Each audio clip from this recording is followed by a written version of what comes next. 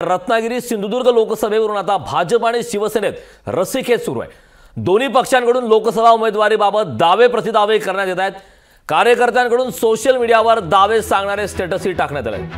भाजपकडून गोव्याचे मुख्यमंत्री प्रमोद सावंत यांच्या भाषणाचा व्हिडिओ पोस्ट करण्यात आलाय।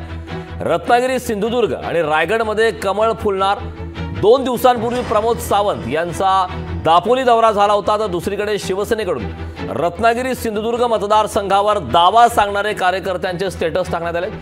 उद्योगमंत्री उदय सामंत यांचे बंधू किरण सामंत यांच्या कार्यकर्त्यांकडून देखील किरण सामंत भावी खासदार असे स्टेटस हे लक्षवेधी ठरत आहे। त्यामुळे आगामी काळात रत्नागिरी सिंधुदुर्ग लोकसभा मतदारसंघात नेमकी कोणाची वर्णी लागते, ही जागा नेमकी कोणाकडे जाते हे पाहणं महत्त्वाचं आहे। सध्या तरी शिवसेना आणि भाजप दोन्ही पक्षाकडून या मतदारसंघावर दावा करण्यात येत आहे।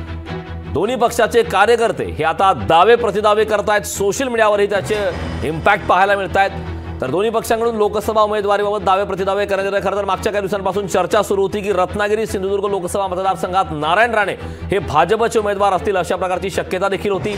तर एकीकडे किरण सामंत यांच्या देखील नावाची चर्चा आहे।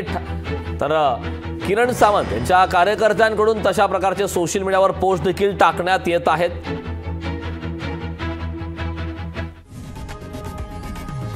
लोकशाही मराठी ऐका, पहा, जागरूक रहा।